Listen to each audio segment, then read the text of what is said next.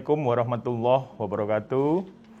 Yang terhormat para guru besar, para senior, para sejawat semua, dimanapun berada. Pertama-tama saya ucapkan selamat Idul Fitri, mohon maaf lahir batin. Pada kali ini kita ketemu lagi pada acara rutin IDI Surabaya bekerja sama dengan Fakultas Kedokteran Universitas Airlangga. Pada kali ini topiknya adalah COVID-19 dalam tinjauan kesehatan masyarakat. Jadi nanti topik ini sangat luar biasa. Terima kasih. Ini bekerja sama juga dengan PT 3 KMI. Jadi pembicaranya sangat luar biasa. Mudah-mudahan bermanfaat bagi kita semua. Selama ini adalah seminar ke-7 yang diadakan IDI Surabaya bekerja sama dengan Fakultas Kedokteran selama COVID-19. Dan kali ini kita dari sudut tinjauan masyarakat. Mungkin saja dari sudut tinjauan klinis, COVID-19 menyeramkan, kemudian masih tinggi angkanya dan sebagainya. Pada hari ini kita akan dijelaskan oleh para pakar-pakar, apakah betul COVID-19 ini masih sangat menakutkan angkanya di Surabaya, di Jawa Timur, ataupun di Indonesia. Saya tidak panjang lebar, mudah-mudahan acara ini bermanfaat bagi kita semua, mudah-mudahan COVID-19 segera punah dari Surabaya, Jawa Timur, dan seluruh Indonesia. Kurang lebihnya, saya mohon maaf jika ada kekurangan di sana-sini. Selamat mengikuti seminar, mudah-mudahan lancar dan bermanfaat. Assalamualaikum warahmatullahi wabarakatuh. Assalamualaikum warahmatullahi wabarakatuh. Shalom alaikum, salam sejahtera, Om Swastiastu, Namo Buddhaya, Rahayu. Yang terhormat Dr. Brahmana, Ketua IDI Surabaya, Kadinkes Provinsi Jawa Timur, Dr. Herlin, dan para narasumber lain, dan teman sejawat sekalian. Kita tidak panjang kata, kita lebih cepat saja, karena Dr. Herlin mempunyai agenda yang sangat padat hari ini dan segera meninggalkan tempat. Dan mohon maaf untuk presentasinya Dr. Herlin, ini nanti tanpa pertanyaan karena beliau harus segera menuju Pandaan. Dipersilakan Dr. Herlin memulai. Ya, bismillahirrahmanirrahim. Terima kasih Dr. Subur. Assalamualaikum warahmatullahi wabarakatuh. Waalaikumsalam. Yang saya hormati Ketua IDI Surabaya, yang saya hormati semua pengurus IDI Surabaya, yang saya hormati narasumber yang akan memfasilitasi pada pertemuan pagi hari ini, serta Bapak Ibu semuanya. Alhamdulillah, puji dan syukur yang luar biasa saya panjatkan kehadirat Allah Subhanahu wa Ta'ala. Pada pagi hari ini kita bisa bersilaturahmi membahas tentang sistem kesehatan nasional dalam penanggulangan COVID-19 di Jawa Timur. Saya akan memaparkan materinya. Sebelum memaparkan, izinkan saya mengucapkan selamat Hari Raya Idul Fitri. Mohon maaf lahir dan batin kepada Bapak Ibu semuanya. Karena waktunya yang tidak panjang, maka saya langsung aja pada materi yang ingin saya sampaikan kepada Bapak Ibu semuanya. Saya mencoba membahas materi ini dalam 5 poin ya. Pertama, pendahuluannya. Yang kedua, perkembangan COVID-19 di dunia Indonesia dan di Jawa Timur. Lalu pengertian dan gambar SKN, lalu SKN dalam penanggulangan COVID, serta kesimpulan. 5 hal itulah yang akan saya bahas pada pagi hari ini. Bapak dan Ibu yang saya hormati, seperti kita ketahui bersama dan kita rasakan bersama ya, bahwa kita agak keteteran ya dalam menghadapi COVID ini, sehingga Kepala Bappenas mengatakan bahwa pandemi COVID-19 telah membuka mata semua pihak bahwa sistem kesehatan nasional selama ini rapuh ya. Jadi Kepala Bappenas memberikan statement yang disampaikan di merdeka.com pada tanggal 26 Mei 2020 bahwa pandemi COVID-19 telah membuka mata semua pihak bahwa sistem kesehatan Indonesia selama ini rapuh. Ada beberapa hal yang menjadi indikasi pertanyaan itu adalah bagaimanakah APD yang pada saat awal-awal kita sulit untuk mendapatkannya, bagaimanakah laboratorium PCR yang tidak bisa mengantisipasi dengan jumlah spesimen yang sebegitu banyaknya, lalu ruang isolasi yang kurang, lalu obat-obatan yang juga sulit kita dapatkan, akhirnya kita mengatakan bahwa sistem kesehatan nasional kita belum kuat pada saat harus menghadapi pandemi ini. Kalau kita lihat dari kondisi global yang ada ya, kalau kita lihat per 1 Juni 2020 ini, bahwa jumlah kasus yang ada di dunia sejumlah 6.172.448. Sedangkan di Indonesia per 1 Juni 2020 ini adalah 26.940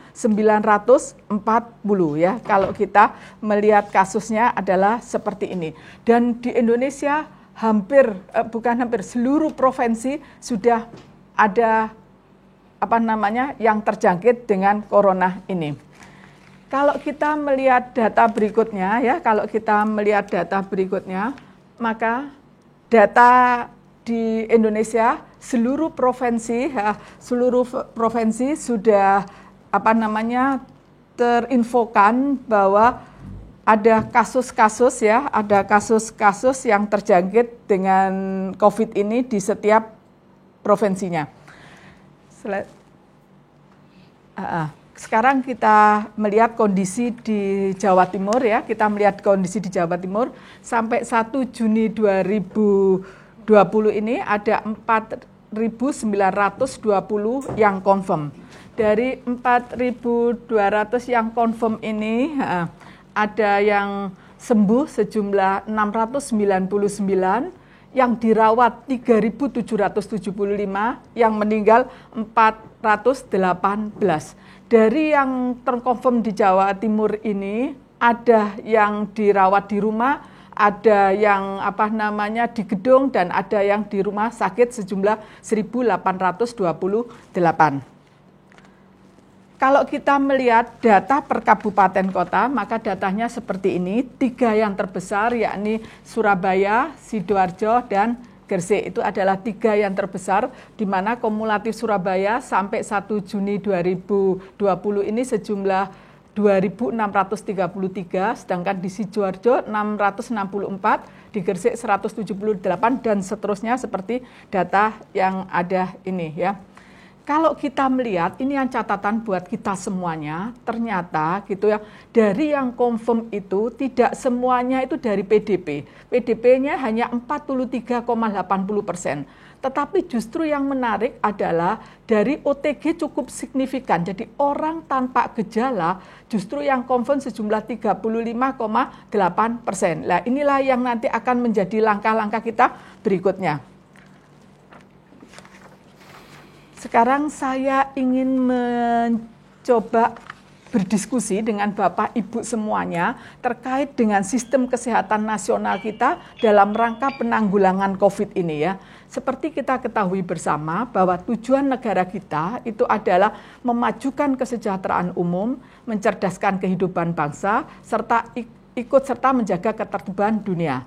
Salah satu indikator dari kesejahteraan yang dimaksud dalam tujuan negara ini adalah Indeks Pembangunan Manusia, IPM, itu sebagai ukurannya. Dan IPM itu kita ketahui bersama dilihat dari tiga indikator. Pertama adalah kesehatan, tingkat pendidikan, dan ekonomi. Nah, sekarang kita melihat dari sistem kesehatan nasional kita, bahwa pada Perpres 72 tahun 2012, di situ disebutkan bahwa SKN adalah merupakan pengelolaan kesehatan yang diselenggarakan oleh semua komponen bangsa Indonesia secara terpadu, saling mendukung, guna menjamin tercapainya derajat kesehatan masyarakat yang setinggi-tingginya. Ingin saya garis bawahi di sini bahwa untuk bisa meningkatkan derajat kesehatan masyarakat yang setinggi-tingginya, maka semua komponen yang ada harus bekerja secara terpadu dan saling mendukung gitu ya. Sehingga kita berharap seperti yang disampaikan di dalam Perpres 72 2012 ini, tujuan SKN adalah terselenggaranya pembangunan kesehatan oleh semua komponen bangsa, baik pemerintah daerah atau masyarakat. Jadi di sini termasuk badan hukum, badan usaha, dan lembaga swasta secara sinergis agar berhasil guna dan berdaya guna. Ini itunya yang ada ya. Lalu slide berikutnya ya. Kita mencoba melihat alur pikir sistem kesehatan nasional kita ya. Bahwa dalam rangka untuk mencapai tujuan nasional tadi, memajukan kesejahteraan umum, mencerdaskan kehidupan bangsa, lalu ikut serta menjaga ketertiban dunia, maka diperlukan rakyat sehat yang produktif. Untuk bisa rakyat sehat yang produktif, maka derajat kesehatan masyarakat harus dicapai setinggi-tingginya. Untuk bisa mencapai derajat kesehatan masyarakat yang setinggi-tingginya, diperlukan sebuah sistem kesehatan nasional yang di situ akan tertata arahnya kayak apa, dasarnya kayak apa, bentuk dan cara penyelenggaraan pembangunan kesehatannya seperti apa. Ini apa namanya yang akan kita perlukan. Nah, SKN ini sangat ditentukan oleh lingkungan strategis. Bagaimanakah politik, bagaimanakah ekonomi sosial budaya, dan bagaimanakah pertahanan keamanan. Begitu juga dengan kondisi global, regional, nasional, dan lokal sangat mempengaruhi SKN tersebut. Nah, disinilah yang kita ingin bersama-sama melihat bagaimanakah nanti SKN ini mampu mengawal agar derajat kesehatan masyarakat ini setinggi-tingginya dengan semua komponen yang ada. Seperti kita ketahui bersama di dalam Perpres,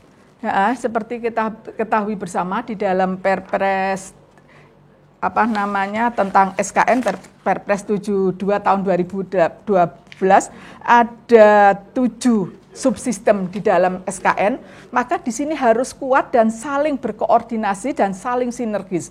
Bagaimanakah upaya kesehatan itu bisa dilakukan sebagai subsistem ke-1 dengan didukung oleh subsistem-subsistem yang lain. Jadi pembiayaan kesehatan bagaimana mendukung SDM-nya, pemberdayaan masyarakat, sediaan farmasi, alat kesehatan dan makanan. Lalu bagaimanakah penelitian dan pengembangan kesehatan ini mendukung serta didukung oleh subsistem yang ke-7, manajemen informasi dan regulasi kesehatan. Kalau ini bisa berjalan dengan sinkron, maka derajat kesehatan masyarakat yang setinggi-tingginya bisa kita capai. Bapak dan Ibu yang saya hormati, indikasi dari sistem kesehatan nasional yang rapuh ini, kita bisa melihat banyaknya permasalahan kesehatan yang muncul, khususnya terjadi pada pandemi COVID-19 ini. Jadi ingin kami mengingatkan kembali kepada kita sebagai orang-orang terutama ID dan juga teman-teman yang di garis depan kesehatan ini gitu ya, bahwa banyak sekali masalah yang harus kita hadapi di detik-detik ini selain pandemi COVID yang tidak boleh kita kita nomor 2-kan dan tidak boleh kita kesampingkan. Semuanya harus bisa berjalan berbarengan dengan penanganan COVID. Selain COVID, maka ada beberapa hal yang harus kita kerjakan di waktu yang sama. Bagaimanakah HIV/AIDS, bagaimanakah TBC, bagaimanakah kematian ibu, kematian bayi, stunting, demam berdarah, jiwa, imunisasi, dan lain sebagainya. Ini harus berbarengan kita kerjakan dalam rangka untuk mencapai derajat kesehatan masyarakat yang tinggi. Sedikit saya ingin mengulas sebentar tentang HIV/AIDS ya. Seperti kita ketahui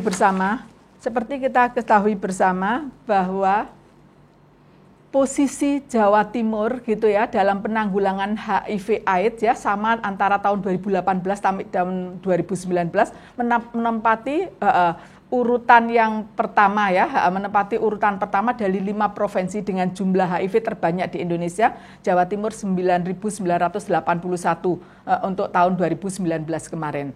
Sedangkan untuk AIDS, Jatim jumlahnya cukup banyak, 792, sedangkan provinsi-provinsi yang lain juga banyak ya, seperti ini kondisinya gitu ya. Ini terkait dengan HIV AIDS yang mereka rentan ketahanan tubuhnya gitu ya. Jadi perlu mendapat perhatian. Lalu kita melihat kasus kumulatif ODA yang ada di Jawa Timur sampai saat ini adalah 70.484. Ini kasus HIV ya. Lalu kita melihat kasus TB ya. Sekarang kita lihat kasus TBC. Kasus TBC juga bukan menjadi sesuatu yang bisa kita nomor 2-kan gitu ya. Karena kasusnya juga cukup banyak ya. Kasusnya cukup banyak.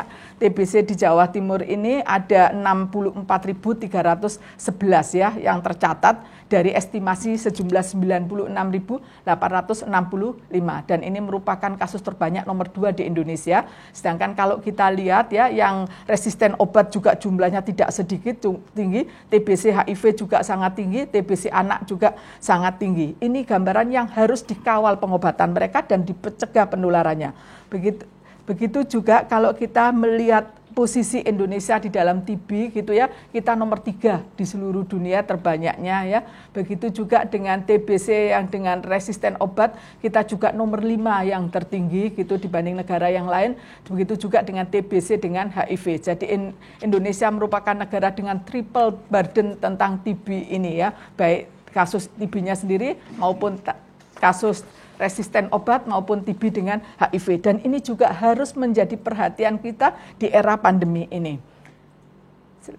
Lalu kalau kita melihat demam berdarah ya, demam berdarah kasusnya juga tidak mudah kita dan tidak boleh kita lengah juga karena harus kerja keras karena apa? 2019 kemarin ada pembelajaran yang buat kita ya bahwa kasus 2019 itu ada 18.397 demam berdarah tahun 2019 dengan jumlah kematian yang tidak sedikit. Total kematiannya adalah 186 untuk kasus demam berdarah. Dan ini kalau kita membiarkan tidak bergerak tiap hari ini juga akan menjadi pandemi berikutnya kalau kita tidak bersama-sama bergerak saling simultan dengan pandemi corona ini gitu. Slide berikutnya kita akan melihat bagaimanakah kasus jiwa ya yang cukup tinggi. Kalau kita melihat dari data Riskesdas kemarin kasusnya cukup tinggi dibanding antara 2013 dan 2018 ya. Kasus gangguan proporsi rumah tangga dengan anggota rumah tangga gangguan jiwa schizofren atau psikosis menurut provinsi angkanya antara 2013 sampai dibanding 2018 cukup signifikan perbedaannya ya. Apalagi juga di Jawa Timur angkanya juga cukup tinggi ya. Kalau 2013 2,2 per mil, maka 2018 menjadi 6,4 per mil. Ini tahun 2018. Lah, ini kalau kita tidak mengawal dengan baik juga akan menjadi perhatian kita untuk terjadinya hal-hal yang menurunkan derajat kesehatan kita di era pandemi COVID ini. Imunisasi juga seperti itu, di mana imunisasi dasar lengkap belum semuanya bisa mencapai target yang diinginkan, 93%. Kalau imunisasi ini tidak dikawal dengan baik pada kondisi pandemi seperti ini, maka akan kemungkinan terjadinya KLB akibat dari penyakit yang tidak diimunisasi ini. Ini juga menjadi perhatian kita. Angka kematian ibu dan angka kematian bayi juga cukup tinggi ya, jumlah absolutnya kita masih 520 dan ini ada tren yang mengkhawatirkan. Ini saya dengar ini ada Pak Habibie, kalau lihat dari gambar ada objin kita banyak gitu ya. Lah ini yang perlu kita kawal khusus, bagaimanakah kematian ibu dan kematian bayi ini bisa kita kawal dalam kondisi pandemi seperti ini gitu. Slide berikutnya. Begitu juga dengan kematian bayi ya, seperti ini total masih 3.864 kematian bayi yang ada di Jawa Timur tahun kemarin gitu. Begitu juga dengan stunting. Stunting kita masih sangat tinggi 26,9%. Ini yang menjadi perhatian kita bersama. Lalu bagaimanakah kita mengawal sistem kesehatan nasional kita dalam penanggulangan COVID-19 di Jawa Timur ini untuk bisa menjaga derajat kesehatan masyarakat setinggi-tingginya ini bisa dikawal dengan sebaik-baiknya ya. Seperti kita ketahui bersama bahwa dalam penyelenggaraan pelayanan kesehatan ini masuk di dalam urusan wajib ya, urusan wajib yang bersifat konkuren. Bersifat konkuren berarti di sini antara kabupaten, provinsi dan pusat berjalan bersama-sama untuk melaksanakan urusan wajib ini. Berarti kita sebetulnya punya dasar yang cukup kuat karena semuanya harus terlibat di dalam peningkatan derajat kesehatan masyarakat ini. Seperti kita ketahui bersama, Menteri Dalam Negeri sudah menyampaikan kepada kita semuanya bahwa bagaimanakah pedoman manajemen penanganan COVID-19 dan di pemerintah daerah. Ada 5 strategi yang harus dilakukan ya. Strategi pencegahan penularan COVID, yang kedua strategi peningkatan sistem kekebalan tubuh, yang ketiga strategi peningkatan kapasitas sistem kesehatan, yang keempat bagaimanakah strateginya peningkatan ketahanan pangan dan industri industri alkes. Yang kelima, memperkuat jaring pengaman sosial nasional. Ini ada 5 hal yang harus dilakukan oleh pemerintah daerah dalam rangka penanganan COVID ini. Lalu bagaimanakah di Jawa Timur? Kami mencoba membagi yaitu semua kegiatan-kegiatan yang ada di Jawa Timur ini. Pertama adalah strategi pencegahan penyebaran penularan COVID gitu, mulai dari penyiapan protokol, pelaksanaan protokol kesehatan, sosialisasi, testing, tracing, rumah observasi, rumah isolasi sudah kita lakukan di Jawa Timur. Yang kedua, peningkatan sistem kekebalan tubuh. Bagaimanakah mengajak masyarakat supaya bisa olahraga secara teratur, berjemur, konsumsi asupan bergizi, konsumsi vitamin, cukup istirahat, kurangi dan kelola stres. Yang ketiga yang sudah dilakukan beberapanya adalah peningkatan kapasitas fasilitas pelayanan kesehatan.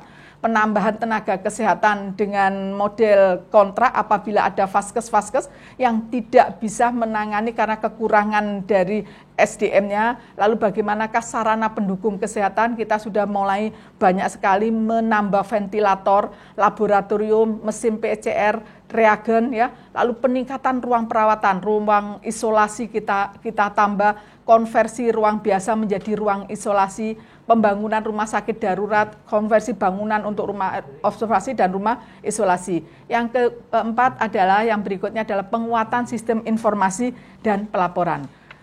Lalu strategi yang keempat, peningkatan ketahanan pangan dan industri alkes, kita sudah berupaya di Jawa Timur khususnya gitu ya, peningkatan alat kesehatan, bagaimanakah identifikasi sentra produksi alkes, mengawal produksi dan distribusi kebutuhan pokok, peningkatan produksi kebutuhan medis. Ini beberapa yang sudah dilakukan menindaklanjuti strategi yang keempat, peningkatan ketahanan pangan dan industri alkes.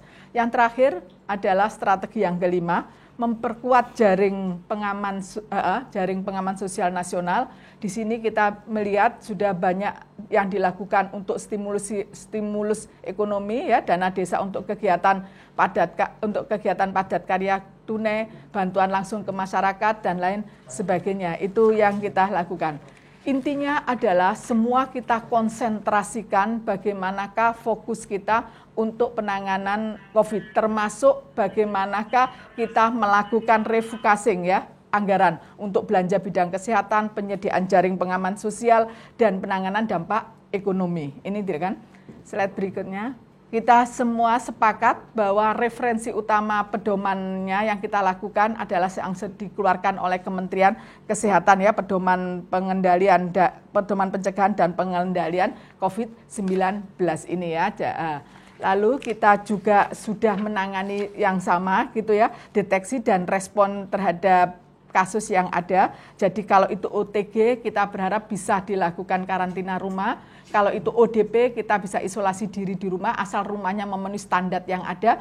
Kalau PDP ringan isolasi di rumah atau sedang bisa dirawat di rumah sakit darurat. Kalau berat dirawat di rumah sakit rujukan. Inilah yang harus kita kita komitmen bersama sehingga tidak terjadi penumpukan di rumah sakit.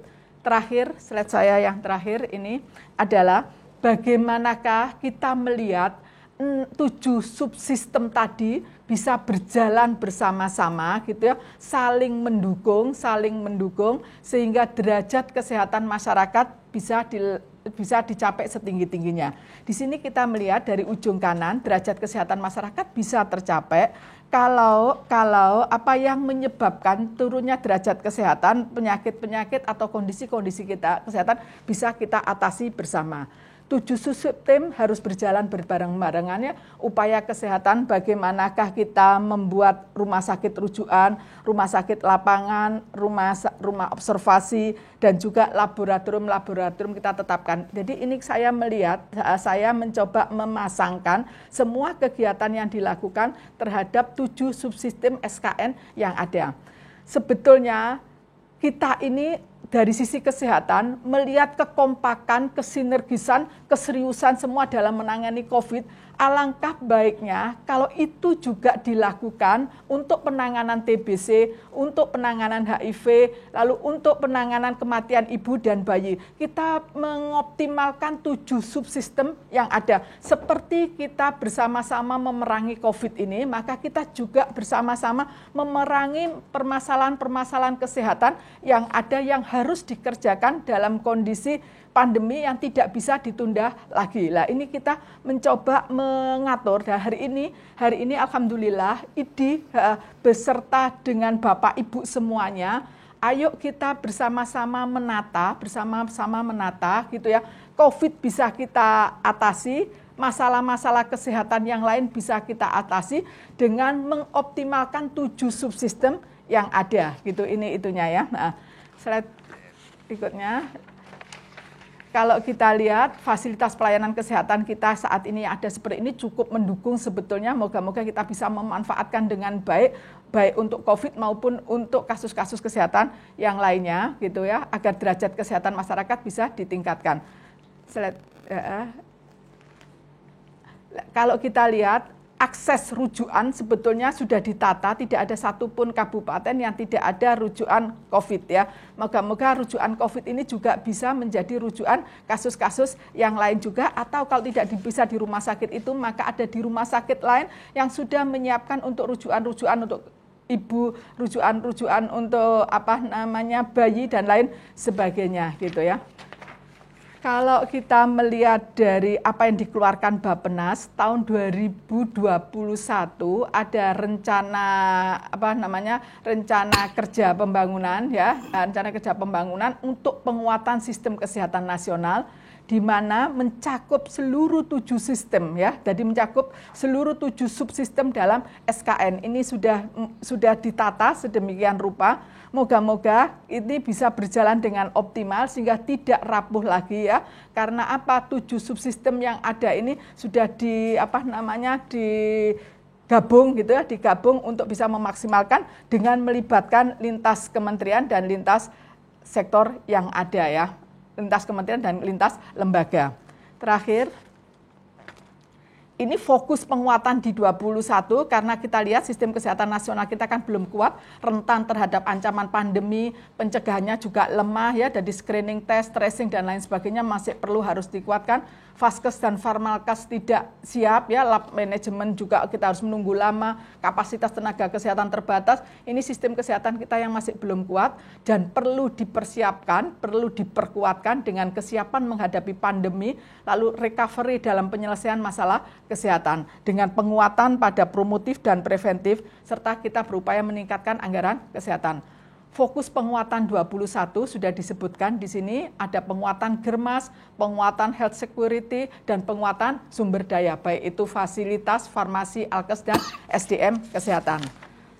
Kesimpulan dari apa yang saya sampaikan di forum yang sangat berbahagia ini, pandemi COVID-19 mengajarkan kita kecepatan dan ketepatan melangkah, sinergitas dan kolaborasi semua subsistem yang ada di dalam SKN.